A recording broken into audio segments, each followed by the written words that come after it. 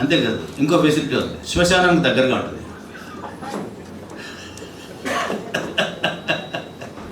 మార్చేసారట తీశారు. అయ్యో బాబోయ్, ముందు వారు మార్చేశారు, తర్వాత వీరు మార్చేశారు, మార్చేశారు కదా.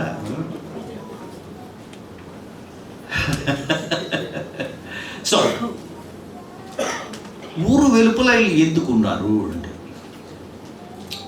దీని మీద నిజానికి 20th సెంచరీ ఫాక్స్ కానీ, కొలంబియా పిక్చర్స్ కానీ, ఇలాంటి ఇంటర్నేషనల్ హాలీవుడ్ డైరెక్టర్కి స్టోరీ తెలియదు కానీ పూర్తిగా ఎవరు సరిగ్గా చెప్పలేదు. చెప్తే వాడు వైకింగ్స్ లాంటి సినిమా తీసేస్తాడు, వెబ్ సిరీస్ తీసేస్తాడు, యూత్ల సిరీస్. మీరు కొంచెం ఇంగ్లీష్ చూసి వెబ్ సిరీస్ చూస్తున్నట్టు లేరు, కొంచెం జబర్దస్త్ అలాంటి. ఓకే,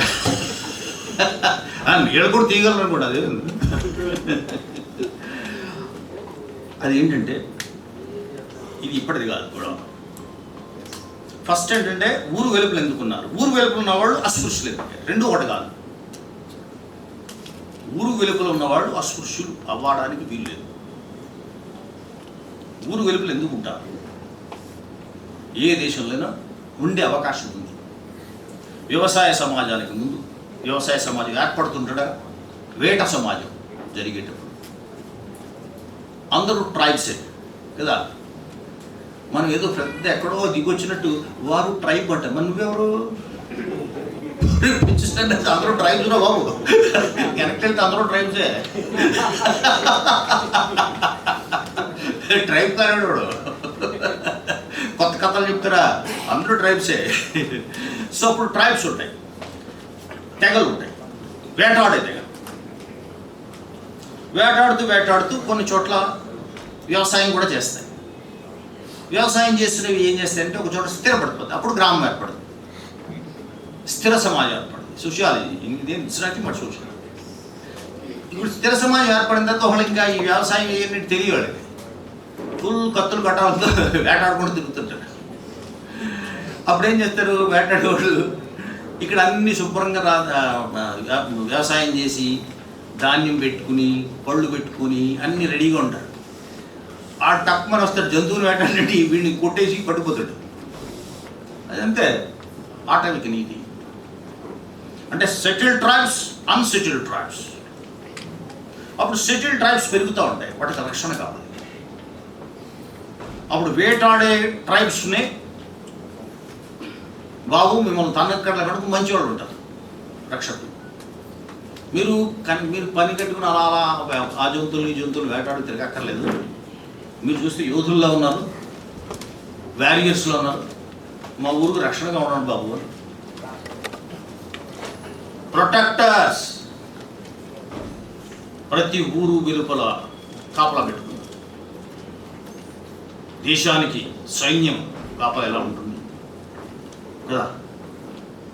సైనికుడు అంటే ఎలా ఉంటాడు, బోర్డర్. ఎందుకురా బోర్డర్ అంటే ఏదో ఫీలింగ్ అన్నా, ఈ దేశానికి నేను మంచులోనా, ఆ మంచులో ఫీలింగ్ అన్నా, నేను ఈ దేశాన్ని రక్షిస్తున్న ఫీలింగ్ వస్తున్నా. ఆర్మీ కానీ ఈవేళ ఊరు వెలుపల ఉన్న ప్రతి సంతతి కూడా ఒకనాడు గ్రామానికి రక్షణగా నిలిచినటువంటి వీర సైనికులు వాళ్ళు. They were not untouchables, they were soldiers, they were warriors. అని నేను అనలా, I'm sorry. Doctor BR Ambedkar చేసినటువంటి రీసెర్చ్, మీరు కేస్ స్టడీస్ కూడా వచ్చాడు. ఫలానా దేశంలో ఎలా ఉంది, ఐర్లాండ్లో ఉంది, మరో కంట్రీలో ఉంది. కరెక్ట్. మరి ఉన్నప్పుడు అక్కడ కూడా అంటే చెప్పడం ఉండదు. ఎందుకంటే రక్షకుడు సుపీరియర్ కదా, వాడు తప్పుకుంటే మింగేస్తారు. కాబట్టి మెల్లమెల్లగా ఏమవుతుంది, వీడు ఒప్పుకుంటే, రక్షకుడు ఒప్పుకుంటే ఊళ్ళో వాడు అమ్మాయిని చేసుకుంటాడు, వాడికి నచ్చితే. టూ మచ్ పూర్వచ్చులు చెప్తుంటే వీళ్ళు ఎలా మాట్లాడతారేంటి సార్, వీడికి నచ్చినట్టు సార్, వీడికి నచ్చినట్టే వాడు ప్రణయం అయిపోతాడు. ఆ అమ్మాయి అమృతో కొద్ది మారుతో కూడా దిగిపోతాడు.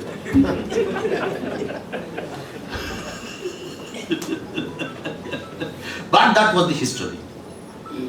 Because might is right. స్వర్డునవాడే కత్తి తిప్పగలవాడే యూతుడు. కత్తికి ఎదురు లేదో. కానీ కరెక్ట్గా అదే సమయానికి వాళ్ళు మధ్యలో బౌద్ధాన్ని వీళ్ళు కూడా స్వీకరించారు. అధిక భాగం బౌద్ధాన్ని స్వీకరించారు. అందరితో పాటు ముందు వీళ్ళు స్వీకరించారు. బౌద్ధ చక్రవర్తులు వెళ్ళిపోయారు. మళ్ళీ హిందూ వైదిక చక్రవర్తులు వచ్చారు. ప్రధానంగా మనకు చిన్నప్పుడు మంచి తెలుగులో ఉండేది ఒక సోషల్ స్టడీస్, గుప్తుల కాలము స్వర్ణయుగమందురు ఎలా. అబ్బా ఒరే స్పెల్లింగ్ తప్పు రాసేటరా బాబుది. స్వర్ణయుగం కాదురా, వర్ణయుగం. వర్ణయుగం గ్యాస్ సిస్టమ్ వచ్చినప్పుడే, మనుస్మృతి తయారైనప్పుడే. దాంతో బ్రాహ్మణ మతంగా మారింది. సో బౌద్ధుల్ని దూరంగా ఉంచేవాడు. అంబేద్కర్ ఇంకొక విషయం తెలుసు రాశారు, చెప్పడం విన్నారా? బ్రాహ్మణుడు ఎదురుస్తే ఊరు వెలుగులు ఉండేవాడు అశకునంగా భావించేవాడు. ఎప్పుడు కూడా ఒంటి బ్రాహ్మణుడు ఎదురుస్తే వెళ్ళకూడదని అనుకుంటారు. అంత గీర వీళ్ళకి, అంత గురోజన వీళ్ళకి అనమాట ఎదురొస్తుంటాయి. మరి అలాంటి వాళ్ళని ఊరేమి ఇవ్వాలంటే, వీళ్ళు వేటాడి జీవించేవాళ్ళు కదా. వేటాడి జీవించే వాళ్ళకి పప్పన్న పెడతంటే కుదురుతుందా? వేస్తాడు, దున్ననేస్తాడు, అడిగి పందినేస్తాడు, తింటాడు. ఒరే మేము ఇక్కడ ఉండాలంటే మాకు ఫుల్ కంప్లీట్ నాన్ వెజ్ ఇవ్వాలని. సో కాబట్టి క్యాటిల్ ఇవ్వడం, డెడ్ క్యాటిల్ తినేవారు, ఇచ్చేసేవారు. సో వీళ్ళు అస్పృశ్యులుగా అప్పుడు చేయబడాల. కానీ బౌద్ధాన్ని వీడి చక్రవర్తులు మారిన ముగలాయ చక్రవర్తులు వచ్చిపోయారు, వైదిక చక్రవర్తులు వచ్చారు. రండి మళ్ళీ వైదిక మత ఉద్ధరణ జరుగుతోంది అన్నా కూడా శిరస్సు తీయండి, కానీ నమ్మిన తత్వాన్ని వదలం, మేమెప్పటికీ బౌద్ధులమే అని నిలబడ్డటువంటి వారియర్ క్లానే ఊరు వెలుపలు ఉన్నాం. కాబట్టి బౌద్ధుల మీద ఉండే వ్యతిరేకతని, బౌద్ధులను దూరంగా ఉంచడం కోసం ఈ బౌద్ధులను ఊరు వెలుపలకు నెట్టారు. బౌద్ధాన్ని స్వీకరించడం వల్ల అస్పృశ్యత వచ్చింది. అస్పృశ్యత పోవడం కోసం మతం మారడల్లా. తమ మతాన్ని తాము స్వీకరించినందుకు, బౌద్ధాన్ని బౌద్ధంలో ఉంచినందుకు, మీరు మారమంటే మారనందుకు, మీరు కన్వర్షన్ చేయమంటే చెయ్యనందుకు వాళ్ళని అన్టచబుల్స్గా ప్రకటించారు, దూరంగా చూశారు, వెలివేశారు. ఎందుకే వచ్చింది అంతే తప్ప గోమాంసం తినడం వల్ల లేదా బీఫ్ తినడం వల్ల వచ్చింది కాదు. బీఫ్ అందరూ తినేవారు, కొందరు చాలా ఇష్టంగా తినేవారు, అది వేరు పద్ధతి. ఇది మామూలు వేదిక కాదు. అది చెబితే చాలా ఆశ్చర్యపోతారు. అంబేద్కర్ రాశారు. సో అంబేద్కర్ మీద ఏ కేసులు పెడతారు ఇప్పుడు? ఇంకొక స్టేట్మెంట్, అంబేద్కర్ స్టేట్మెంట్ ఇస్తాను, పెట్టుకోమని కేసు. అంబేద్కర్ రాజ్యాంగ నిర్మాణం, to a Brahmin every day is a steak day, beef steak day. బ్రాహ్మణుడికి ప్రతిరోజు కూడా ఖచ్చితంగా ఒక బీఫ్ స్టీక్ ఉంటుంది. స్టిక్ తెలుసుగా, బీఫ్ తినే రోజే అక్కడికి ఆనందకరమైన రోజు అని ఆయన ఇచ్చిన స్టేట్మెంట్.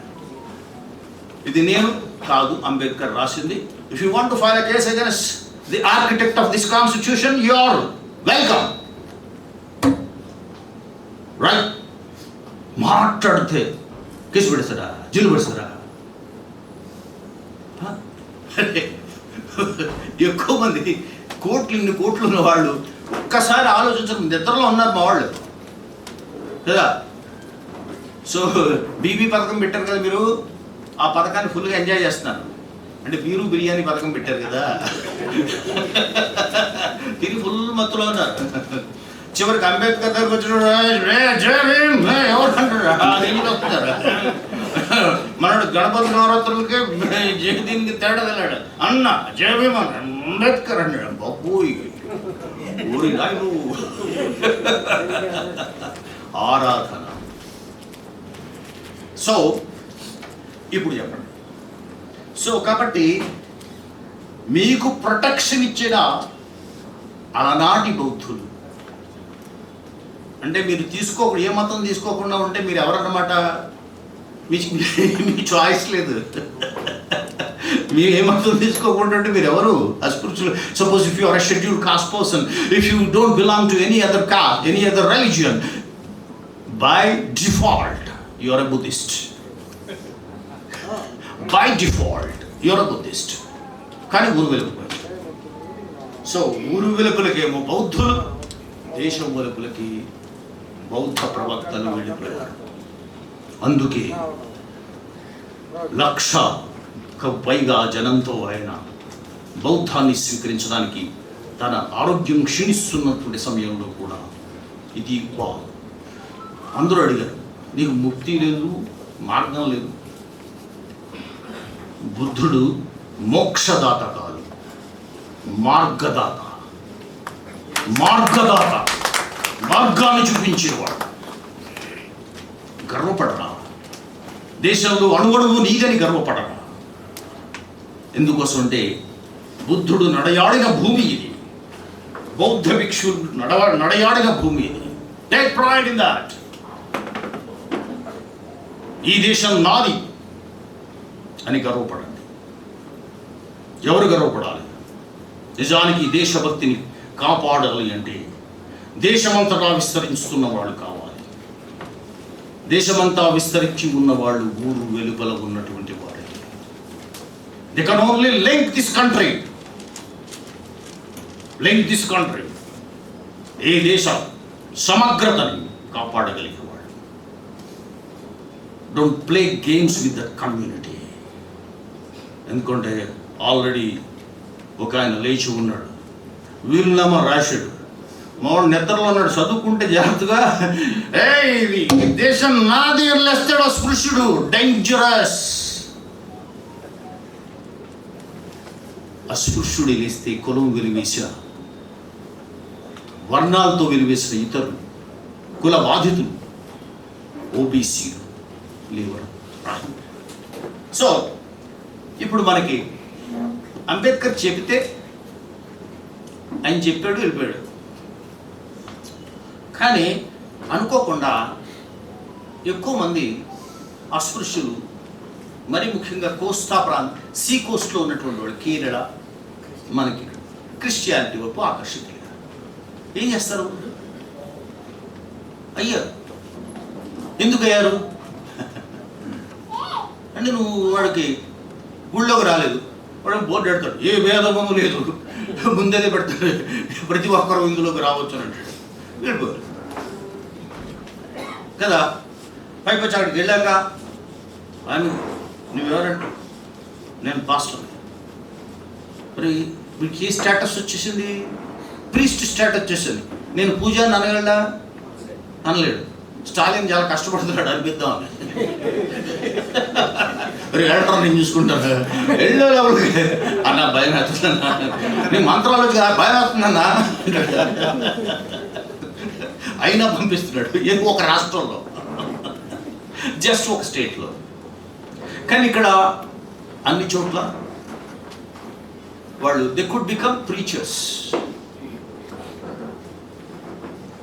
మీరు చేయడానికి, మీకు వేదాధ్యయనం చేయడానికి మీకు షరతులు ఉన్నాయి. మీలోనే ప్రతి వేదం అందరూ చదవకూడదు.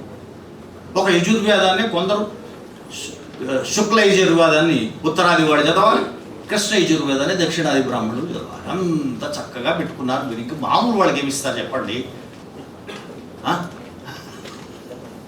సో ఇక్కడ వీడు ఇచ్చేస్తున్నాడు. ఇదేదో బాగుంది అనుకుల్లోగా సినిమా మారిపోయింది. ఆయన చెప్పనే చెప్పాడు, ఈ మతం రక్షించద్దురా అని. మార్చేసే సినిమాని. యాక్చువల్గా బుద్ధుడు ముందు పుట్టాడా, జీసస్ ముందు పుట్టాడా? పొరపాటు ఎక్కువ భక్తితో జీసస్ అనేకండి.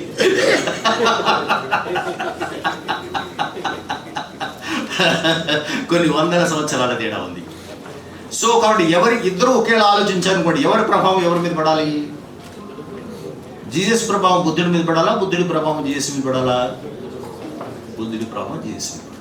ఓకే, సో జీసస్ కూడా ఆయన ఏమనేవాడు, అక్కడ అప్పుడు ఉండేటువంటి సమరిటన్స్ని, those who are look down, మన అన్టచబుల్స్లో చూసేటువంటి సమరిటన్స్ పట్ల ఆయన ప్రేమలో ఉన్నాడు. సమరిటన్ ఉమెన్ నీళ్ళు ఇచ్చినా తాగాడని బైబిల్లో రాస్తాడు. అంతే తప్ప జ్యూస్ని, తను యూదుడైనా జ్యూస్ని మాత్రమే ప్రీస్టులు చేయాల. ఎవరిని చేశాడు?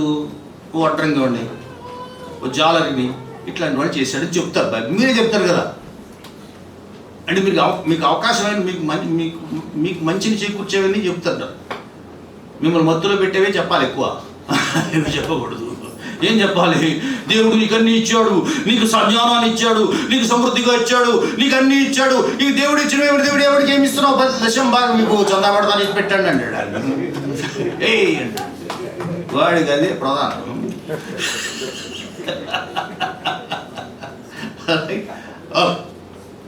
సో ఆయన ఏమన్నాడు, ఐ మేక్ యూ, వాళ్ళని ఫిషర్మెన్ తీసుకొచ్చి నేను మనుషులను పట్టే జాలాలుగా చేస్తా అన్నాడు జీసస్. ఇవన్నీ బుద్ధుడి బోధనల్లో, బుద్ధుడి దాంట్లో ఉన్నవి. అంటే తప్పనిసరిగా బౌద్ధ భిక్షువులు ప్రపంచం అంతా తిరిగి ఉంటారు కాబట్టి ప్రభావం పడి ఉంటుంది. తప్పనిసరిగా ఒక ఇలాంటి జీసస్ క్రైస్ట్కి నిజంగానే ఒక అస్పృశ్యులు బోధకులు అయ్యారంటే బాగా ఇట్స్ గుడ్. కానీ సినిమా మారిపోయింది. అప్పుడు సింగిల్ షో ఉండేది, ఇప్పుడు 3 ఆటలు వచ్చాయి స్క్రీన్ మీద. ఒకే ఒక వ్యక్తి కోటేసుకుని ఉంటాడు. మార్నింగ్ షో, ఆఫ్టర్నూన్, ఈవినింగ్ ఆయనే. ఇక్కడ ఉంటారు కదా బోధకులు, ఉండరు, ఆయనే చెప్పాలి.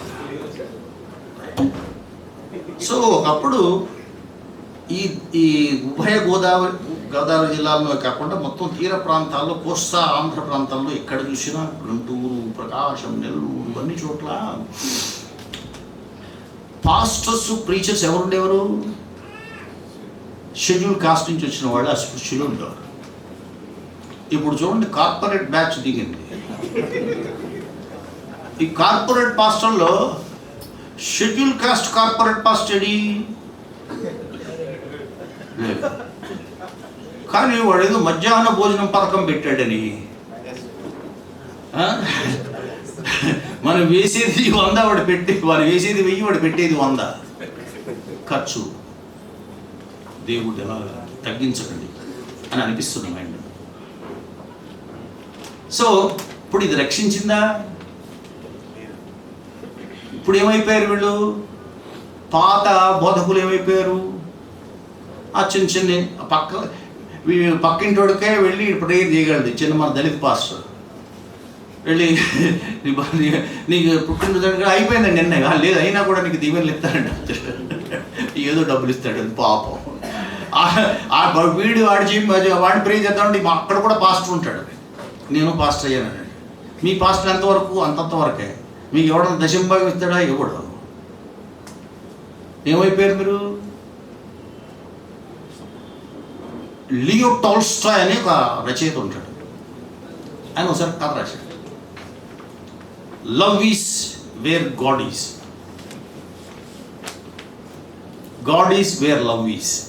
అది గాడ్ ఈజ్ వేర్. ప్రేమ ఎక్కడ ఉంటే అక్కడ భగవంతుడు ఉంటాడు. ఒక ఆయన చెప్పులు కుట్టుకుని ఆయన ఉంటాడు. రష్యా కాదు, చెప్పులు కుట్టుగానే ఊళ్ళో ఆయన ఒక్కడే. మనలా ఊరు వెలపలు ఉంటాడు చెప్పులు కుట్టుగానే ఆయన. లేకపోతే టాల్స్టాయ్ ఊరు వెలపలు రాస్తాడు, ఊరు మధ్యలో ఉంటాడు ఆయన. మెయిన్ రోడ్డు మీద ఉంటాడు. అంటే రోడ్డు మీద ఉంటాడు, పెద్ద ఇల్లు ఉంటాయి. పక్కన కంసాలు ఆయన ఉంటాడు. అంటే కంసాలు అంటే గోల్డ్ స్మిత్ ఉంటాడు, పక్కన మరొకడు ఉంటాడు, అందరూ ఉంటారు. రష్యాది. అమెరికాలో అలా ఉంటారు, ఇండియాలోనే దరిద్రంగా ఎలా ఉంటారు. సో ఆయన చూస్తున్నాడు. చూసేటప్పటికి ఆయన మన ప్రధాన వీధిలో కొత్త వాళ్ళు వస్తే ఆయన తల ఎత్తకుండా గుర్తుపెట్టేస్తాడు. ఎందుకంటే ప్రతి పాదరక్ష ఆయనే చేసిస్తాడు. కొత్తగా ఎవడన్నా వేరే చెప్పులు వేసుకొచ్చాడంటే అప్పుడు తల చూస్తాడు, కాళ్ళతో గుర్తుపెడతాడు, మొహం చూడడు. లేదా చెప్పులు లేకపోయినా గుర్తుపడతాడు. ఇదేంటండి, అప్పుడే తల ఎత్తుతాడు. ఆయనకి నానా కష్టాలు వస్తుంటాయి. పరమ విశ్వాసి, క్రిస్టియన్ భాషలో చెప్పాలంటే బిలీవర్ అన్నమాట. అదో భాష కదా. అంటే అందుకే మీరు ఎవరు పడితే అని బిలీవ్ చేస్తున్నారు, అట్లు మార్చేస్తున్నారు. సో కాబట్టి వాడు మంచివాడా కాదా అనేది లేదు, చేతిలో బైబిల్ కనపడితే చాలు వేసిపారా చేత. సో కాబట్టి మనకు అనవసరం అది గొడవలండి, ఎందుకండి గొడవ? అదే దేవుడు చూపించాడు మనకి, వేసేయమన్నాడు వేసేసాడు. ఇప్పుడే కళ్ళకు చెప్పాడు. సో కాబట్టి అతడు నిజంగానే ప్రేయర్కి వెళ్ళి, చర్చ్కి వెళ్ళి ప్రేయర్ చేసుకుంటుంటాడు. కానీ తనకి పిల్లలు 6-7 పిల్లలు ఉండి ఏదో రోగం వచ్చి వరుసని పిల్లలు చనిపోతూ ఉంటారు. చివరికి తన భార్య కూడా రోగం వస్తుంది, చనిపోతారు. ప్రతిరోజు ఆయన దగ్గరకు ఒక పాస్టర్ వస్తాడు. సో మొదటి బిడ్డ చనిపోయిన వెంటనే దేవుడు నిన్ను పరీక్షించుచున్నాడు, ఈస్ టెస్టింగ్ యూ. ఆయనకి ఇష్టమైన వ్యక్తి కాబట్టి ఆయన పట్టుకోడు. నాకు కూడా ఇష్టమే కదా నా కొడుకు, దేవుడికి ఇష్టమైతే పట్టుకోండి అలాగా. మళ్ళీ 2, దేవుడు నిన్ను పరీక్షించుచున్నాడు. ఇలా తెగ పరీక్ష చేశాడు, రోజుకు పరీక్ష పెట్టేస్తున్నాడు ఆయన దేవుడు. దాంతో అందరూ వెళ్ళిపోయారు. చివరి పెద్ద పరీక్ష పెట్టేశాడు, భార్య కూడా వెళ్ళిపోయింది, సింగిల్ అయిపోయాడు. రోజు దుఃఖిస్తూ నువ్వు కన్నీళ్లతో ప్రార్థన చెయ్యి, విశ్వాసంతో ప్రార్థన చెయ్యి, హృదయపూర్వకంగా ప్రార్థన చేసి తినేస్తున్నాడు. ఆయన అంతే టైప్లో చేస్తున్నాడు. చివరికి దేవుడి మీద అలా వచ్చాడు, అలా చేసి పడుకున్నాడు. దేవుడు వచ్చాడు కాళ్ళలోకి వచ్చి, పట్టేదండి ఐ లవ్ యూ అన్నాడు. అందుకే ఎంతమంది పట్టుకుపోతున్నాం. ఇది పరీక్ష. రేపు నేను ఇంటికి వస్తున్నా. ఏంటి తండ్రి నా ఇంటికి వచ్చేస్తున్నావా? వస్తున్నా అంటే మళ్ళీ నాకు మా బిడ్డలను తిరిగి ఇస్తాగా? రేపు వస్తున్నాగా. పొద్దున్న నుంచి మొత్తం వీపి వస్తుంటే ఎలా ఉంటుంది, రెడీగా ఉన్నాడు. తల కిందే తలెత్తున్నాడు, తలెత్తే ఉన్నాడు, దించట్లేదు, ఎన్ని చెప్పులు వెళ్తున్నా చూడటలేదు. దేవుడు వస్తాడు. రాకపోగా రకరకాల బ్యాచ్ వచ్చేస్తుంది. అప్పుడు జాంకాయలు అనుకుంటూ అమ్ముతుంటే ఆడెవడో బుడ్డాడు 2-3 జాంకాయలు పట్టుకుని వెళ్ళిపోతుంది, పారిపోతున్నాడు. ఆడిని తడిని కొడుతుంది ఆమె, బండ బూతులు తిడుతుంది. ఎందుకమ్మా తిడతావు అంటే, ఇది చూడు నాకు జామకాయలు పట్టుకుని నేను ఇస్తాను గురి అలా పెట్టుకెళ్ళి కడుక్కోవడం రా. ఆకలేసి చడగాలి, ఇచ్చేది కదా అన్నాడు. ఆ తర్వాత చలి కదా, ఒక ముసలవాడు, ఒక అమ్మాయి మూలుగుతుంది, చట్టిపెట్టిని ఎత్తుకుంది. చట్టిపెట్టి తల్లి, ఇక ఎక్కడికి వచ్చావండి? అటు ఏం లేదయ్యా, కొంచెం ఉండని. ఇట్లా ఏమైంది? ఏం లేదయ్యా, పాలు పట్టించుకొని పాలు ఇస్తాను, పాలు రావట్లేదయ్యా. 5 రోజుల నుంచి నేనేం తినలేదయ్యా. గొప్ప న్యూసెన్స్ తగులుతుందిలే రా అని గొప్ప తిండి అది పెట్టి కొంచెం పంపించారు. ఇలా ఎవరు పడితే వాళ్ళు వచ్చారు. నైట్ రాలే. అమ్మ దేవా, నువ్వు కూడా నాయకుడు అయిపోయావే. ఇలా ప్రామిసులు ఇచ్చి అర్థానికి వెళ్ళిపోతున్నా కానీ మళ్ళీ ఈసారి నన్ను కూడా తీసుకెళ్ళిపో ఎందుకు ఎంతమందిని అని గట్టిగా ప్రేయర్ చేస్తున్నాడు. పెట్టి పడుకుంటే మళ్ళీ టంగమని వచ్చాడు దేవుడు. ఏంటయ్యా ఎంత మోసం చేసావు, వస్తారా రాలేదండి? వచ్చానయ్యా, జాంకాయలు కొనిచ్చావు నాకు. ఏంటి ఆ మురికి చెడ్డి వేసుకుని పరిగెత్తావు? దేవుడు అంటే ఎలా ఉంటాడే, మంచి అనుభవం ఉంటాడు అనుకుండా. ఆ చింకి అంటే నువ్వు 3 పాత్ర కూడా వేస్తావా? ఇలా చెప్తాడు. ఏం లేదయ్యా, నేనున్నానో లేదు తర్వాత విషయం, ప్రేమ అనేది ఉందయ్యా. Love you never. దేవుడు అప్పుడు నెక్స్ట్ డే మనకి పాస్టర్, కార్పొరేట్ పాస్టర్ దిగాడు.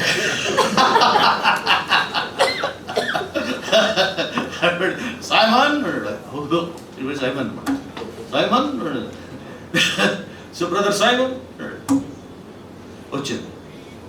సో దేవుడు నిన్ను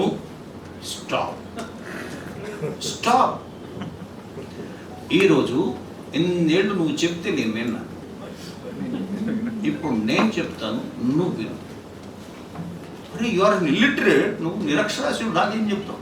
నువ్వు బైబిల్ కూడా సరిగ్గా చదవాలి కదా. చెప్తా. అప్పుడు ఇంగ్లీష్లో బాగా రాస్తాడు, I may not be a man of letters. Man of letters అంటే బాగా చదువుకున్న వాడిని కాను. లెటర్స్ అంటే అక్షరాలు కదా, అక్షరాలకు సంబంధించిన మనిషిని కాను. But I'm a man of letters. చర్మం బలించిన వాడు. నువ్వు ఆత్మలను బాగు చేస్తానంటావు, సోల్స్ని బాగు చేస్తానంటావు కదా అని చెప్పు తీసేడు. దీన్ని కూడా సోల్ అంటారు. I repair it. చెక్. ఇప్పుడు ఏం చేశారు కాబట్టి ఈ కార్పొరేట్ పాస్టర్స్ కూడా చెప్పగలిగే స్థితి ఉందా?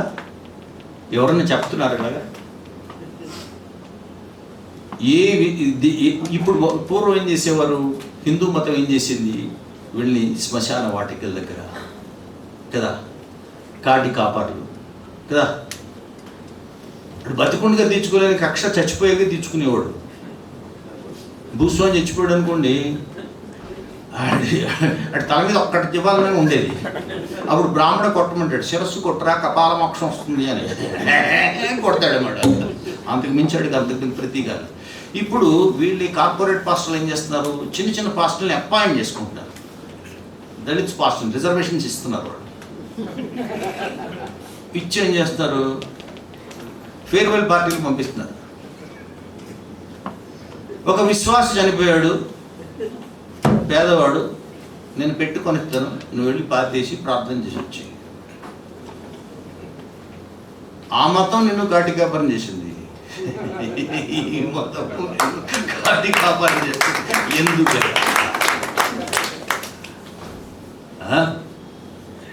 సో అంబేద్కర్ అంటే నేను పలానా మతాన్ని వదిలేయమని చెప్పడం, వేరే మతాల్లోకి ఆయన ఎవరిని ఫోర్స్ చేయాలి. It's your choice. I have chosen Buddhism.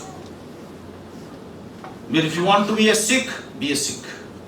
If you want to be a Muslim, you can be a Muslim. If you want to be a Christian, you can be a Christian. But I have chosen Buddhism. Buddhism అనేది తత్వం. ఇది ఇక్కడ లేదు, టిబెట్లో ఉంది, ఊరు వెలుపల బౌద్ధులు ఉన్నారు అనుకోకండి. ప్రపంచాన్ని మార్చేసి తిరిగి రౌండ్లు కొట్టొచ్చింది ఇదే. తత్వం అనగానే, ఫిలాసఫీ అనగానే సోక్రటిస్, ప్లేటో దేన్ని తీసుకున్నారు? బౌద్ధాన్ని తీసుకున్నారు. అక్కడి నుంచి ఏ తత్వవేత్త అయినా సరే, చివరికి మన జిడ్డు కృష్ణమూర్తి అయినా సరే, జేకే, బెర్ట్రాండ్ రస్సెల్, అందరూ ఈ తత్వాన్ని తీసుకున్నవాళ్ళు. ప్రపంచాన్ని మేలు కొలిపిన తత్వం ఇది. ఇది మతం కాదు, ఇది తత్వం. సో ఇవాళ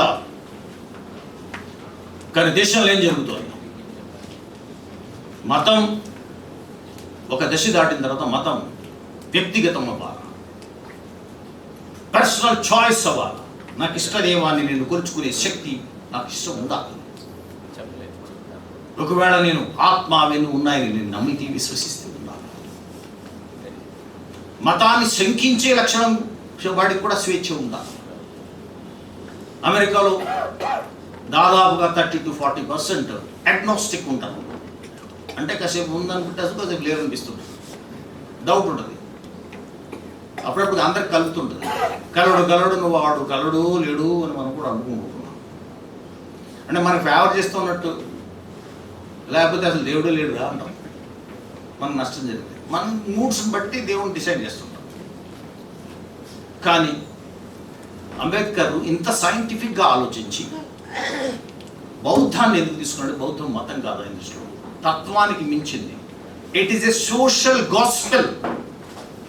మీరు సువార్త అంటారు కదా, ఇది సంఘానికి సంబంధించినటువంటి గాస్పెల్, సంఘానికి సంబంధించిన సువార్త, సంఘాన్ని సమానంగా ఉంచగలిగేటువంటి సువార్త. సో ప్రజాస్వామ్యపు పునాదులన్నీ కూడా బౌద్ధం మీదే ప్రపంచంలో నిర్మితమయ్యాయి. సో బుద్ధం అంటే ఇక్కడ లేకపోవచ్చు, విశ్వమంతా ఉంది. So you have to take that philosophy. కానీ ఇవాళ మనకి పలానా మతం తీసుకుంటేనే దేశం దాటిపోయినట్టుగా భావిస్తున్నారు, దేశం వెలుపలుగా భావిస్తున్నారు, మతాన్ని ధిక్కరిస్తే. అంచేతనే ఏ మతమైనా సరే విశ్వాసం వరకు బాగుంటుంది, ఉన్మాదంగా మారకూడదు. ఉన్మాదం వస్తే ఉగ్రవాదం వస్తుంది. ప్రతి ఉన్మాది ఉగ్రవాదిగా మారతాడు. ఉగ్రవాదని ఒక మతస్థుల్ని బ్రాండ్ చేయడం కాదు. ఏ సిక్కులకి అభద్రతలోంచి వాళ్ళు సిక్కు మతం విశ్వాసం ఉన్నంత వరకు బాగానే ఉంది, అది ఏమైంది? ఉన్మాదంగా ఉగ్రవాదంగా మారింది, ఖలిస్తానువాదమైంది, దేశ ప్రధానినే బలిగి ఉన్నది. అది ఏ మతానికైనా వర్తిస్తుంది. గాంధీని బలిగి ఉన్నది కూడా ఉగ్రవాదం. అంతెందుకు, పన్సారిని, కల్బుర్గిని, గౌరీ లంకేష్ బలిగి ఉన్నది ఏమిటి? ఉగ్రవాదం. అలా అని హిందువులు అందరినీ మనం శంకించుకుంటే మనల్ని మనం శంకించుకున్నట్టు లెక్క. ఉన్మాదాన్ని నరకాల. కాబట్టి నేను మిమ్మల్ని దాన్ని తుడి చేస్తాం, దీన్ని తుడి చేస్తామని కాదు. ఒక్కొక్కడికి తనైన పనిష్మెంట్ ఇస్తాం, తనైన శిక్షిస్తాం. కానీ ఉగ్రవాదానికి ఇవ్వగలగా, ఉగ్రవాదాన్ని ఉరి తీయగలవా? ఉగ్రవాదాన్ని ఉరి తీయ, ఉగ్రవాదిని కాదు. కానీ ఆ ఉగ్రవాదానికి నువ్వే దోహదపడుతుంటే, రెచ్చగొడుతుంటే, మనుషుల్ని మతాలుగా చేసి విడదీస్తుంటే, మన ఉగ్రవాది మతాలుగా చేసి విడదీస్తుంటే మనకు కోపం వచ్చింది. కానీ నువ్వు కామన్ సివిల్ కోడ్ పెట్టినప్పుడు కానీ,